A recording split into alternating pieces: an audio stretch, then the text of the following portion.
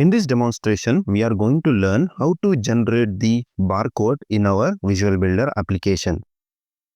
While we are extending any Fusion application, be it a Redwood page or building any standalone app UI extension in Oracle SAS, or if you are building a Fusion extension using Visual Builder application using a standalone instance, you might come across a scenario wherein you have to generate a barcode for a text or for a number. Suppose if you're building an extension for item module for Fusion, you might get a scenario wherein your customer asks to generate the barcode for an item. For example, I will consider that I'm having one item with the item ID. I will give some random number over here. I want to generate the barcode for some item number like this. So for demonstration purpose, I have created a button over here. On click of this, my application will generate a barcode as well as it will generate a PNG file and it will download to my computer. So you might have a similar requirement wherein you have to generate the barcode at runtime as well as download the PNG file to a local computer or on a mobile device, or if you want to store this as a file in the object storage or as a file or a blob in the database table. So you might use this application as a use case in order to implement the same in your application. Now let's see how I have implemented the same in the application. I have created a very simple application over here using the Redwood welcome page template. In the structure, if you see, I'm having three components over here. One is a text area, which will accept the input from the user, and I'm storing this in the variable that is input. I have created this input as a string type of variable in the page. Next, I'm having a button toolbar over here, and I'm having a button. On click of this button, I have created an event listener over here, which will listen to the button click event on this button.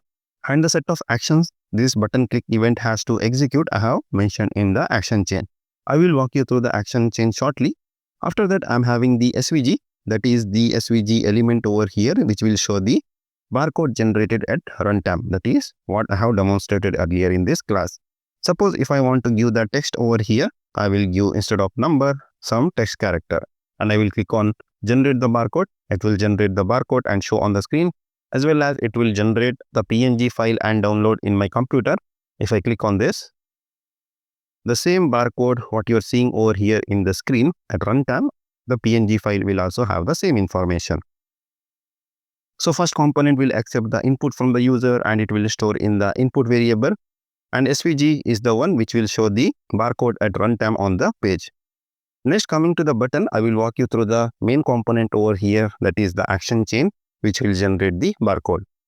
Now by default, if you look at the components of the actions in the action chain, we are having a scan barcode wherein it will open the camera on your mobile device or on your tablet or PC, and you can scan the barcode using your front or back camera. Suppose if you want to generate the barcode, we don't have any actions available at the time of recording this video. So I have used the JavaScript function over here. Now in my JavaScript function, I have created one input variable wherein I'm passing the input entered by the user. That is what you see over here. Same will be passed to this function. I will go to the function over here. I have made use of the jsbarcode, which is the most popular JavaScript library out in the marketplace at the time of recording this class, which everybody uses across the globe in order to generate the barcode.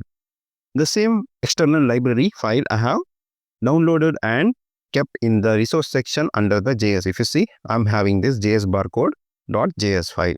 Now you might ask where we will get the source code for this JS or for the JavaScript library, that is for the jsbarcode. You can use any repository for JavaScript in order to download the same.